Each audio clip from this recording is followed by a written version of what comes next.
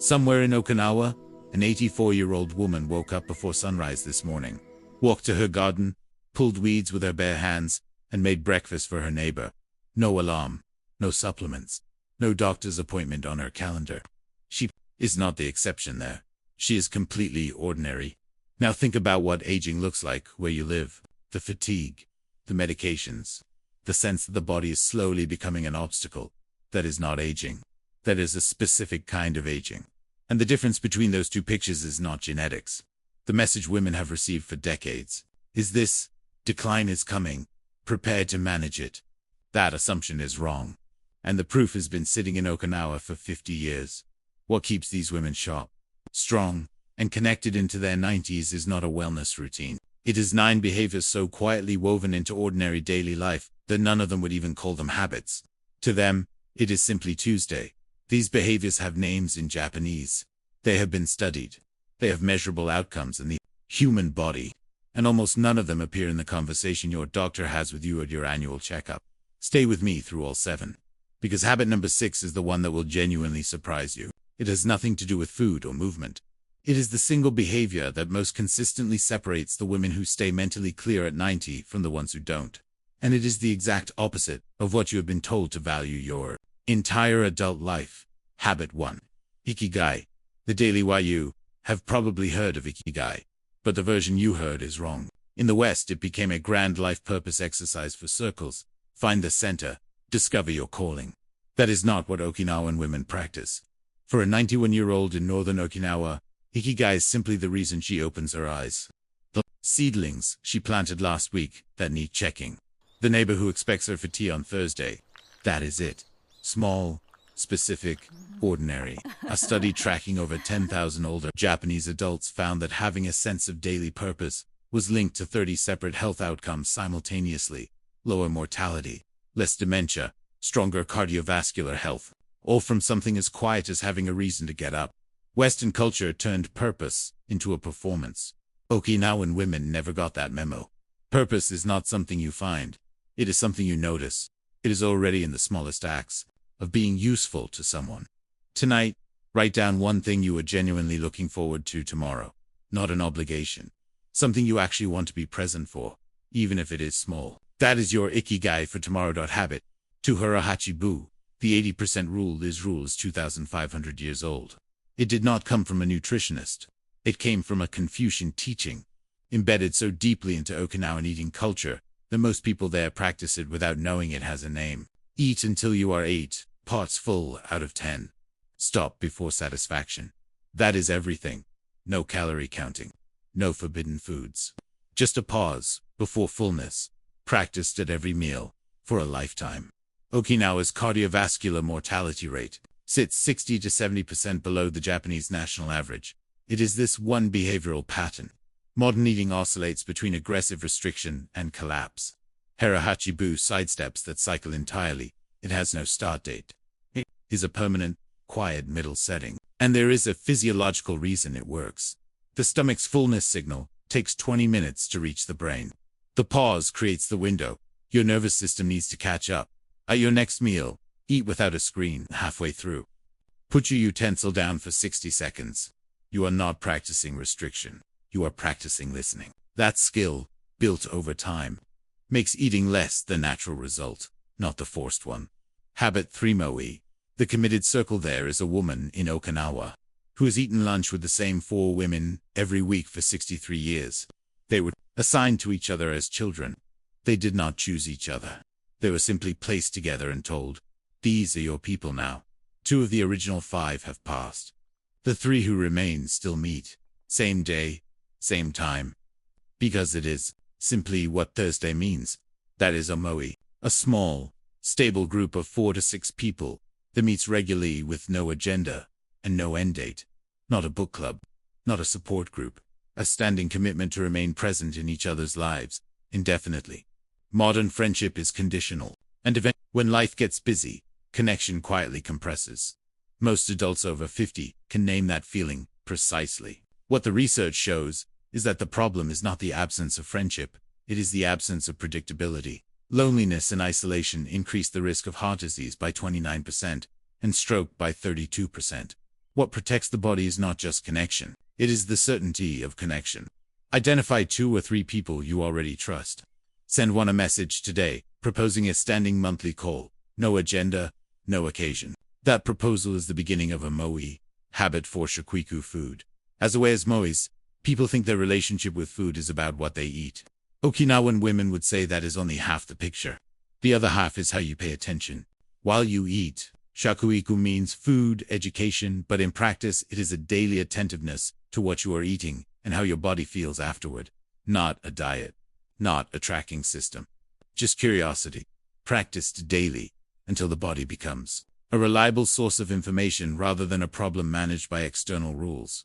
Modern nutrition culture is entirely rule-based. Eat this, avoid that, follow this protocol. The assumption underneath all of it is that your body cannot be trusted. Systems require willpower. When they break down as systems do, people return to whatever felt comforting before. Shokuiku builds the opposite. A direct relationship between your attention and your body's feedback. No app required. After one meal today, sit for 2 minutes before you stand up. No phone. Just notice light or heavy, energized or flat, clear or foggy. Do not judge. Just notice. Done once a day for 30 days. That 2-minute pause begins to rewire how you experience eating.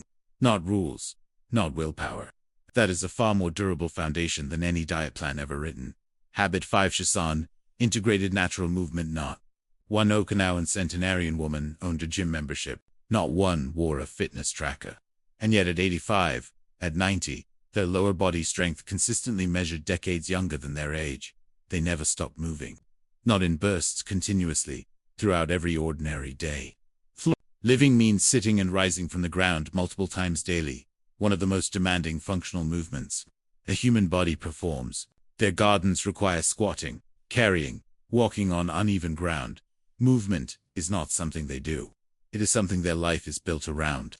The Western model separated movement into exercise, scheduled, intentional, 45 minutes, and everything else, which barely counts. That split does not work. 45 minutes cannot offset 8 hours of stillness. The body did not evolve for that arrangement.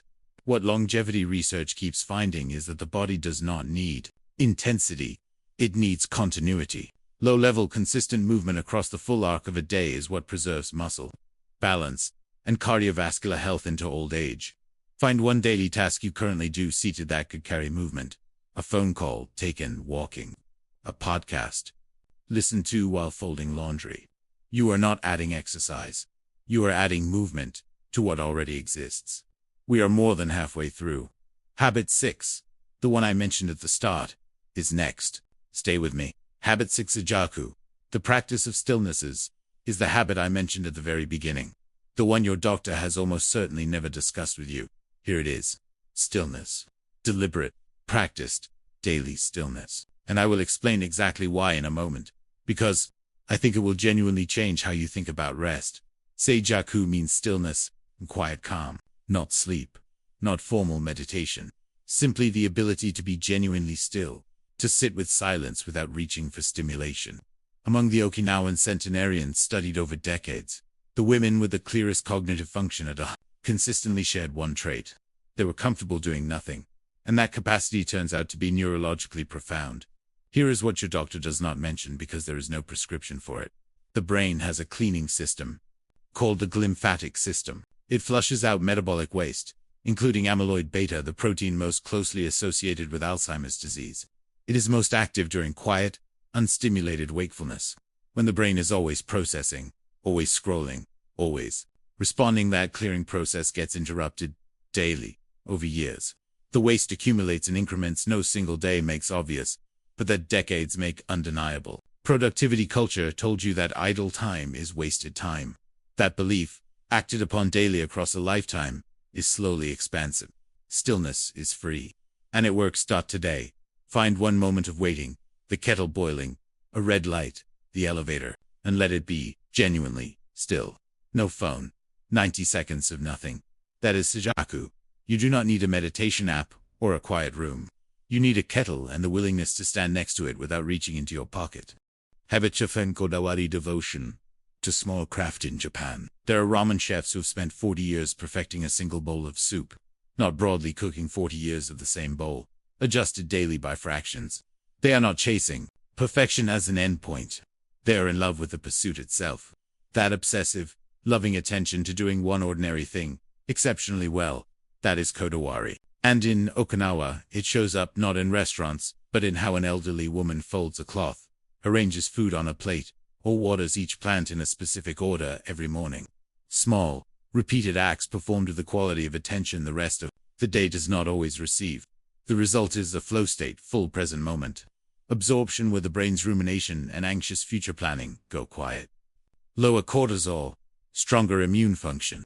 Modern life optimizes daily tasks for speed. Nothing is done badly, but nothing is done with attention either. A day of fast, distracted completion feels hollow even when productive. Speed removes you from your own life. Kodawari puts you back in it. Tomorrow morning, choose one ordinary task and give it your complete, unhurried attention. No background noise, no parallel thinking, just that task. You are not trying to do it perfectly. Is not perfectionism. Perfectionism is anxious. Kodawari is absorbed. One is exhausting. The other is restorative. One task, full attention. That is everything. The women in Okinawa did not set out to live long lives. They set out to live full ones. Tell me in the comments, which single habit are you starting this week? That answer alone will tell you something real about where you are right now. And if this way of thinking about daily life is something you want more of, subscribe Zen Logic.